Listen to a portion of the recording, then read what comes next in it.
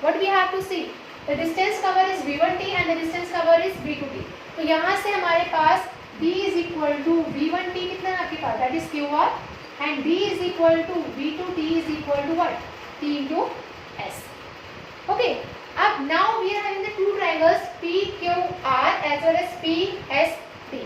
In these two triangles we will have to find the value of sin I by sin R, because we have to prove the Snell's law, reflection part we have to prove. Okay, now in triangle PQR, in triangle PQR, angle Q is what, 90 degree. Okay, and what is sin I? Sin I का formula क्या होता है? Either you can write Pandit Badri Prasad horror बोले, okay, कुछ भी लिख सकते हो, तो P by H हो जाएगा आपके पास. What is the perpendicular in this case? Your perpendicular is QR. Perpendicular is QR, and your hypotenuse is what? Hypotenuse is P into R. P into R. Okay, PR. So what do you get from here? QR is V1t, and what is PR? PR is as it is. PR हमने क्या लिख दिया? As it is लिख दिया. Now consider this is the first equation. Now similarly you will have to find the value of sin R. ठीक है, sin R क्या value निकालेंगे? Now in triangle PSQ, find out the value of sin R. Sin R is equal to what? Perpendicular by hypotenuse. What is perpendicular beta? PS by hypotenuse is what is hypotenuse? Again PR, PR. So PS कितना है बेटा आपके पास? V2t and again PR. Okay, now divide first by second. Sin I by sin R we have to find. 1 divided by 2. So what do you get? Sin I by sin R is equal to what you get? V1t by PR by V2t by T into R. PR and PR cancel out, T and T cancel out. What do you get?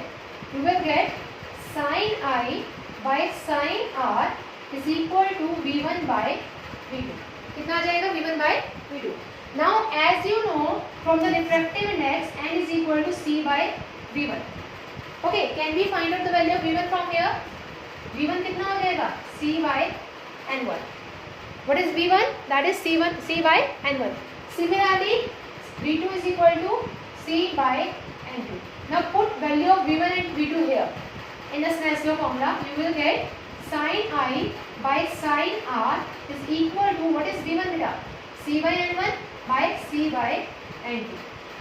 Okay, this is your value. तो यहाँ से अगर आप देखें, then C and C will cancel out. Then you will get sin I by sin R is equal to N2 by N1. And this is what we call it as a Snell's law. इसको इससे multiply करें, इसको इससे multiply करिए, what do you get? N1 sin I is equal to N2 sin R. So this is known as your refraction part Snell's law, and from this only we will find the reflection of light by the help of your Heidel's principle. Any problem in this part, beta? Let me know. This part is very much important, beta. And in exam there was a 5 marks question before also कि हाइगन principal क्या होता है, और उसके basis पर आप reflection या reflection को आप क्या करेंगे, शो करेंगे. ओके, तो प्लीज़ बहुत अच्छे से करना इसको, क्योंकि आपको पता है रिफ्लेक्शन के केस में हमारे पास क्या आता है, स्नेल्स लॉ आता है. तो Snell's law is N1 sin I is equal to N2 sin R. Okay, now come to the next topic, that is your superposition principle. Okay, what do you mean by the term superposition? Superposition क्या होता है? Before also I had told you about the superposition in the previous chapters also. Can anybody tell me what do you mean by the term superposition? Superposition को पढ़ने की जरूरत क्यों पड़ी बेटा? Because in the case of superposition principle के case में हमने पढ़ना है इंटरफेरेंस, और इंटरफेरेंस को सिर्फ और सिर्फ हम सुपरपोजिशन की हेल्प से ही कर सकते हैं. ओके, तो इसमें हम एक एग्जांपल लेते हैं. Suppose we are having 2 friends. ठीक है, 2 फ्रेंड्स हैं. एक का नाम आदित्य ले लीजिए, एक का नाम आप ले लीजिए विनीत. ठीक है, 2 friends are there and they both are pulling a rope. दोनों क्या कर रहे हैं, रस्सी को क्या कर रहे हैं, पुल कर रहे हैं. And one from this side like Aditya is here, तो आदित्य क्या करेगा, उसको अगेन रस्सी को, रोप को ऐसे करेगा, जस्ट लाइक अ वेव. यानी कि ये रोप है, तो आदित्य ने क्या किया, इस रोप के ऊपर क्या बना दिया, एक हम्प बना दिया. एक तरह से इस तरह से एकदम से वो किया ताकि उसमें वेव आ जाए. सिमिलरली यहाँ से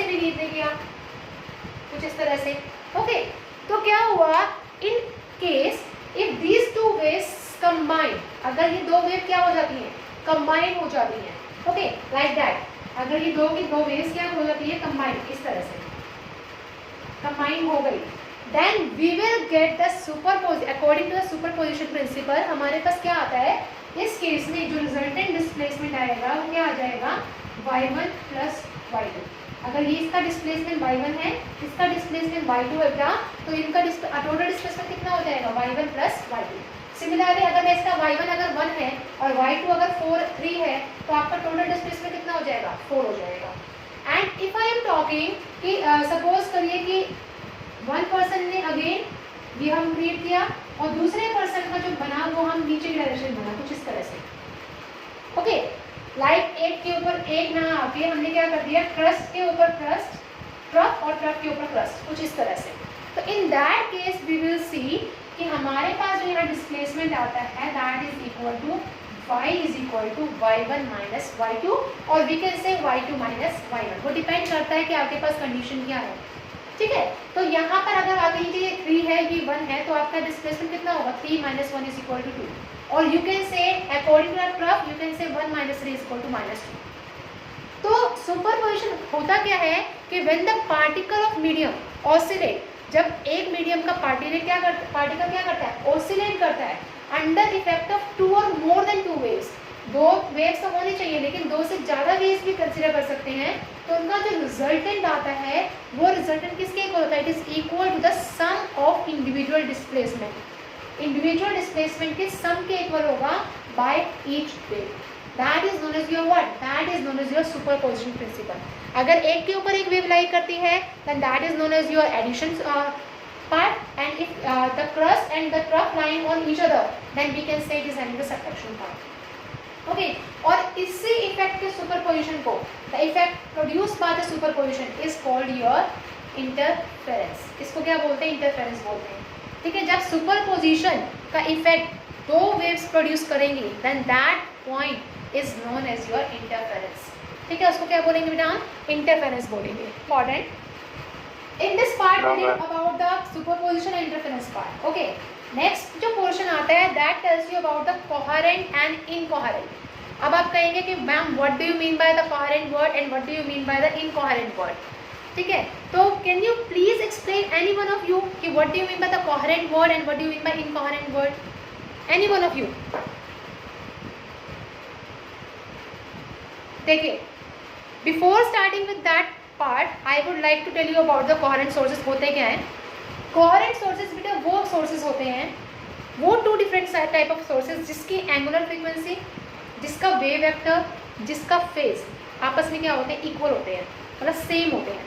phase difference उसका same रहेगा, ठीक है, और उसका frequency same रहेगी, wavelength same रहेगा। अगर wave vector के बारे में बात करें तो वो same रहेगा, जिसमें ये सारी चीज़ें क्या रहती हैं, सेम रहती हैं, then that is known as your coherent sources। उनको क्या बोलते हैं हम, कोहेरेंट सोर्सेज बोलते हैं। लेकिन अगर इसी का अपोजिट केस अगर हम करें, ठीक है, जिसमें ये आपस में इक्वल क्या हो, इक्वल नहीं बोल सकते, सेम बोल सकते हैं इसके अंदर। देखो कोहेरेंट के अंदर क्या हो सकता है, सेम होते हैं, लेकिन अगर हम इनकोहेरेंट की बात करते हैं तो उसमें सेम लाइन नहीं करते इनकोहेरेंट में, ठीक है। तो कोहेरेंट सोर्सेज जो है वो हमेशा एक सिंगल सोर्स से बनेंगे। कोहेरेंट सोर्सेज जो है वो हमेशा मोनोक्रोमेटिक लाइट को देते हैं। मोनोक्रोमेटिक मतलब सिंगल वेवलेंथ की लाइट, ठीक है। ये कई बार आपके प्रैक्टिकल एग्जामिनेशन में क्वेश्चन पूछा जाता है कि what do you mean by the term monochromatic. Monochromatic means single wavelength light is known as your what, monochromatic light. और इनके बीच का जो पार्ट डिफरेंस होता है, लाइट वेव्स के बीच का जो पार्ट डिफरेंस होता है, पार्ट डिफरेंस के बारे में मैं डिस्कस करूंगी जब आगे हम निकालेंगे। That is very very small. जो पार्ट डिफरेंस होगा वो बहुत ज़्यादा छोटा होगा इसके अंदर, ठीक है। तो ये जो होता है, this type of characteristics are known as your what, coherent sources. और इसके अपोजिट सोर्सेज जो लाई करेंगे that is known as your incoherent sources, ठीक है। कोहेरेंट सोर्सेज के बारे में मैंने क्या बताया, वो सोर्सेज ऑफ लाइट जो कि क्या एमिट करते हैं, लाइट वेव एमिट करते हैं सेम वेवलेंथ की, सेम फ्रीक्वेंसी की और सेम फेज की, ठीक है। उसको क्या बोलते हैं, कोहेरेंट सोर्सेज बोलते हैं। और इनकोहेरेंट क्या हो जाएगा, उसका अपोजिट हो जाएगा आपका। और कोहेरेंट सोर्सेज की जो कंडीशन है वो क्या है, एक तो वो क्या होना चाहिए, सिंगल सोर्स होना चाहिए, it should be obtain from a single source. And the second one is it should give monochromatic light. Monochromatic means, mono means one, chromatic means wavelength, single wavelength की लाइट प्रोड्यूस करे। And it will इनका जो path difference होगा वो क्या होगा, it should be small. क्या होगा बेटा, स्मॉल होगा। तो इसको क्या बोलेंगे, that is known as your coherent sources. इसका अपोजिट क्या हो जाएगा, that is your incoherent source. ठीक है, तो अब उसके बारे में अब हमने देखना है। देखिए इसके कुछ एडिशन है, कोहेरेंट और इनकोहेरेंट। तो ये प्रूफ पूछा जाता है कि आप कोहेरेंट और इनकोहेरेंट का के इंटेंसिटी का प्रूफ बताइए। ठीक है, वही प्रूफ है, that is very much important. तो प्लीज ध्यान से देखिएगा इस टॉपिक को। The topic is coherent and incoherent addition, coherent and incoherent addition of light waves, of light waves. Okay beta, so how to do this? As we know that light जो है EM waves है, ठीक है। अब जब भी light waves move करती है तो वो उसके अक्रॉस क्या होती है, कुछ ना कुछ चार्ज मतलब इलेक्ट्रिक फील्ड प्रोड्यूस होता है।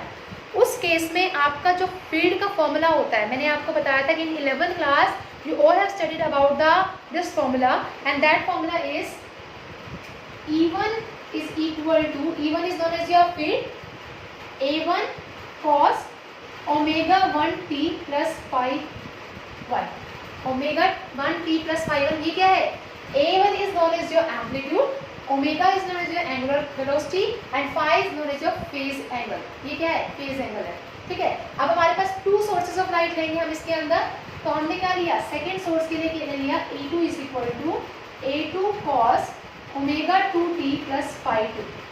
2 सोर्सेज के लिए हमने इलेक्ट्रिक फील्ड ले ली, that is A1 cos omega 1t plus phi 1 and E2 is equal to A2 cos omega 2t plus phi 2। ठीक है, अब इंटेंसिटी जो होती है ना बेटा, इंटेंसिटी हमेशा और हमेशा इलेक्ट्रिक फील्ड के क्या होते हैं, डायरेक्टली प्रोपोर्शनल होते हैं, स्केयर के डायरेक्टली प्रोपोर्शनल। एम्पलीट्यूड के भी डायरेक्टली प्रोपोर्शनल होती है, as well as square of the electric field के भी डायरेक्टली प्रोपोर्शनल होती है। तो मैंने क्या बोला कि आई जो है वो किसकी डायरेक्टली प्रोपोर्शनल है, ई स्केयर के। ए स्केयर भी लिख सकते हो, ई स्केयर भी लिख सकते हो। ठीक है, तो यहाँ से हमारे पास क्या हो जाएगा बेटा, I1 फर्स्ट सोर्स के लिए I1 is equal to proportionality sign remove it, we will get K E1 square, K E1 square। Now put the value of E1 here, K E1 की वैल्यू क्या होगी, A1 का square cos square omega 1t plus phi 1। Okay, similarly I2 is equal to K E2 square, what do you get, K A2 square cos square omega 2t plus phi 2। Up to here any problem to anyone, please let me know। तो देखिए, now we are having the formula of I1 as well as I2। ये तो था क्या कहते हैं एक आपका इंटेंसिटी का। लेकिन अगर सपोज करिए आपकी लाइट जो है एक पर्टिकुलर फुल साइकिल में जाती है, मतलब एक पूरा वेव बनाती है, like from here to here, just like this. ठीक है, full wave is there 0 to 2 pi. तो उस केस में जो आपका cos की वैल्यू होती है वो क्या होती है, 0 जाती है, because cos 2 pi is equal to what, cos 2 pi की वैल्यू होती है 0। ठीक है, तो आप लिखेंगे for full cycle, for full cycle में मतलब 0 से 2 पाई, तो cos x की वैल्यू क्या हो जाएगी आपकी 0। यानी कि यहाँ पर जितना भी इसको हम x कंसिडर कर रहे हैं सपोज, तो यहाँ पे cos कितना हो जाएगा 0। यानी कि फुल साइकिल के लिए तो cos होता है 0।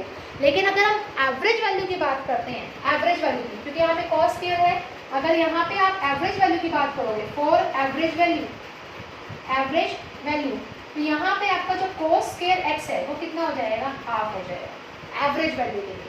ठीक है, मैक्सिमम होता है 1 और अगर एवरेज निकालें तो उसका क्या कर देंगे, हाफ हो जाएगा। एवरेज में हम क्या निकालते हैं, हाफ निकालते हैं। सिमिलरली अगर आप इंटेंसिटी का एवरेज वैल्यू निकालते तो क्या हो जाएगा, ये भी हाफ हो जाएगा और ये भी हाफ हो जाएगा, है ना। अगर मैं एम्पलीट्यूड के बेसिस से बात करूँ तो यहाँ पे आ जाएगा K A1 स्क्वायर बाय 2 और यहाँ पे कितना आ जाएगा बेटा, K A स्क्वायर बाय 2। ये तो एवरेज इंटेंसिटी की बात है। अब हमने क्या करना है, अगर ये दो वेव्स, ये तो दो इंटेंसिटी की वेव्स हैं, if they will superimposed to each other, अगर ये एक दूसरे के ऊपर लाई कर जाए तो क्या होगा, ये ऐड होगा या सब्ट्रैक्ट होगा, please tell me what we have to do, add और subtract in this case, let me know क्या करेंगे बेटा। यस, तो if I superimpose this two waves they will add, both will add. अगर ये add हो जाएंगे तो हम इनको ऐड करते हैं, I1 प्लस I2 को ऐड कर देते हैं। ठीक है, तो आपके पास कितना हो जाएगा, K E1 प्लस E2 का होल स्क्वायर, हम ऐसे करते हैं ऐड करने पर। ठीक है, दोनों को हमने क्या कर दिया, ऐड कर दिया, दोनों का स्क्वायरिंग कर दिया। अब क्या हम इसको ऐसे लिख सकते हैं, what is the formula of e1 plus e2 का स्क्वायर, के a प्लस b का स्क्वायर क्या होता है, a square plus b square plus 2ab, ये फॉर्मूला होता है। ठीक है, तो ये आ गया आपका, this is the formula of your instantaneous intensity. जब हमने इसको ये दिखाया कि दोनों की दोनों वेव्स क्या कर रही है, सुपर इम्पोज कर रही है दूसरे के ऊपर, तो सुपर इम्पोज करने के बाद ये जो फॉर्मूला बन गया, this is the formula of your instantaneous intensity. ठीक है, और यहाँ पे क्या आ गया, के e1 स्क्वायर प्लस के e2 square plus 2k e1 e2। ठीक है, तो क्या मैं इसको एवरेज इंटेंसिटी के फॉर्म में लिख सकती हूँ, ये पूरा हो गया instantaneous intensity, that is I is equal to what, ये हो गया आपका first intensity that is I1 plus ये हो गया आपके पास सेकेंड इंटेंसिटी के e1 स्क्वायर के e2 square, I1 I2 plus 2। इस पूरे वाले वैल्यू को इसको ना ऐसे ना लिखिए, इसको मैं लिख रही हूँ I12। This I12 is equal to what, 2k e1 e2 and this 2k e1 e2 is known as your interference term. इसको क्या बोलते हैं बेटा, interference term. Why it is known as interference term, because after the superposition सिर्फ एक यही term ऐसी है जिसमें आपका e1 और e2 दोनों को दोनों साथ में लाई कर रहा है। ठीक है, that's why it is known as your interference term. Okay, this I12 is known as your interference term. ठीक है, तो अब देखिए I12 कितना हो गया, I12 is equal to 2k e1 e2। I1 कितना हो गया बेटा, 2k e1 e2। ओके, तो यहाँ से वैल्यू पुट करिए 2k, e1 कितना है हमारे पास, what is the value of e1, a1 cos omega 1t plus phi1, value put करिए a1 cos omega 1t plus phi1 and what is e2, e2 is a2 cos omega 2t plus phi2। आपके पास ये दो term आ गई। ठीक है, अब आपको यहाँ पे क्या एक रिलेशन नजर आ रहा है, 2 cos a cos b का, it is an identity. Okay, can we put the identity here? What is the formula for 2 cos a cos b? क्या फॉर्मूला होता है 2 cos a cos b का? Use the identity of 2 cos a cos b and that formula is 2 cos a cos b का formula क्या होता है बेटा? It is equal to your cos a plus b plus cos a minus b. A plus b plus cos a minus b. ये formula हो गया आपके पास। ठीक है, now put the value, what is a and what is b, let us consider this is the first a। ठीक है, this is considered as a p, हमने a और b कंसीडर कर लिया। अब हम इसके अंदर वैल्यू पुट करेंगे, तो हमारे पास कितना हुआ, I12 is equal to 2k a1 a2 as it is, 2 को बढ़ा दीजिए बिकॉज 2 तो आइडेंटिटी में आ जाएगा आपका। इसमें वैल्यू पुट करिए, कितना आ जाएगा, cos of what is a plus b है ना, इसको और इसको दोनों को ऐड करिए। जब आप ऐड करेंगे तो t वाली टर्म्स कौन सी है, omega 1t and omega 2t, दोनों को पुट कर दीजिए। इसके अंदर क्या आ जाएगा आपके पास, omega 1 plus omega 2 into T plus five वाला देखिए, five two as it is है, तो आपके पास कितना आ जाएगा यहाँ पे, 5 प्लस 5 2। बताइए यहाँ तक किसी को कोई प्रॉब्लम? इस वाले में cos a प्लस b कर दिया, दिस प्लस दिस, तो इसमें से t वाले टर्म को कॉमन निकाल लिया और इसको एज इट इज कर दिया। Now plus cos a minus b plus cos a minus b. a minus b is omega 1 minus omega 2 into t plus phi 1 minus phi 2। यहाँ तक बताइए बेटा, किसी को कोई problem? Anyone is having any problem up to here? I just put the identity here. Omega a की place पर omega ये वाला term and in place of b I put this term and I just do it the addition as well as the subtraction part. Any problem to here? Anyone? To anyone?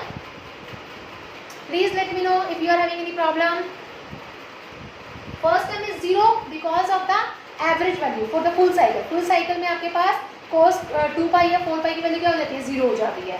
ठीक है, अब इसके case है आपका कि if two frequencies are equal, अगर omega 1 omega 2 के equal हो जाए तो क्या होगा, अगर दोनों की दोनों फ्रिक्वेंसी सेम हो जाए तो क्या होगा, हमारे पास ओमेगा 1 ओमेगा 2 इक्वल हो गया सेकंड टर्म में, तो क्या हुआ, ये तो आपका ओमेगा माइनस ओमेगा क्या हो जाएगा, 0, और 0 इस आपका अलग हो जाएगा। ठीक है, लेकिन अब आपके पास टर्म कौन सा बचा, cos phi 1 माइनस phi 2 हो जाएगा इस केस में। तो आप क्या लिखेंगे, I12 इज इक्वल टू, ये किसके इक्वल होगा, 2k E1 E2, ठीक है, जो हमने ये निकाला था 2k E1 E2, और वो किसके इक्वल रहेगा, it is equal to k A1 A2। Second term में ये तो आपका खत्म हो गया, आपका टर्म क्या रहा, cos ऑफ 5 1 माइनस 5, ठीक है, 5 1 माइनस 5, ये तो 0 हो गया, 0 टू 2 0, बचा गया आपके पास 5 1 माइनस 5 रह गया। ओके, अब मुझे एक चीज बताइए, what is the value of E1? E1 कितना है, E1 कितना था हमारे पास, जो हमने लिया था A1 cos वाला पार्ट, उसमें E1 क्या था आपके पास, I1 था, ठीक है। अभी मैंने आपको क्या बताया था कि I is proportional to E1 square, तो E1 किसके इक्वल हो जाएगा, E1 is proportional to root of I1, यही होगा ना। तो इंस्टेड ऑफ A1 और instead of E1 shall I write I1 and I2 root, लिख सकती हूँ ना, E1 के जगह पे हम क्या लिख सकते हैं, रूट ऑफ I1 लिख सकते हैं। सिमिलरली E2 के प्लेस पे हम क्या लिख सकते हैं, रूट ऑफ I2 लिख सकते हैं, ठीक है। यहाँ पे वही चीज़ पुट करनी है, आइदर A1 और E1 दोनों में कुछ भी आ जाए तो आपका वो किसके इक्वल होता है, इंटेंसिटी के इक्वल होता है, ठीक है। तो यहाँ से हो जाएगा बेटा I12 इज इक्वल टू क्या रहेगा आपके पास, 2 root of I1 I2 cos of 5 1 minus 5। Okay, ये आपकी इंटेंसिटी आ जाएगी I12 की, जो हमको यहाँ पर पुट करनी है, इस वाली वैल्यू में, ठीक है। अब आपका जो मेन फॉर्मूला आएगा इंटेंसिटी का, what is that main formula, that main formula is I is equal to I1 plus I2 plus, instead of I12 what we write, this value, that is 2 root of I1 I2 cos of 5 1 minus 5। ये आपका formula किसका हो गया, this is the formula for your intensity of a coherent sources. Resultant intensity का formula है coherent sources के लिए। So students, this is all about today's part. If you find any of the difficulty, then please let me know. I know this is the term which is very much new to you people, because interference is defined as the superposition part, ठीक है। Superposition के part से हम क्या कर सकते हैं, interference को डिफाइन कर सकते हैं।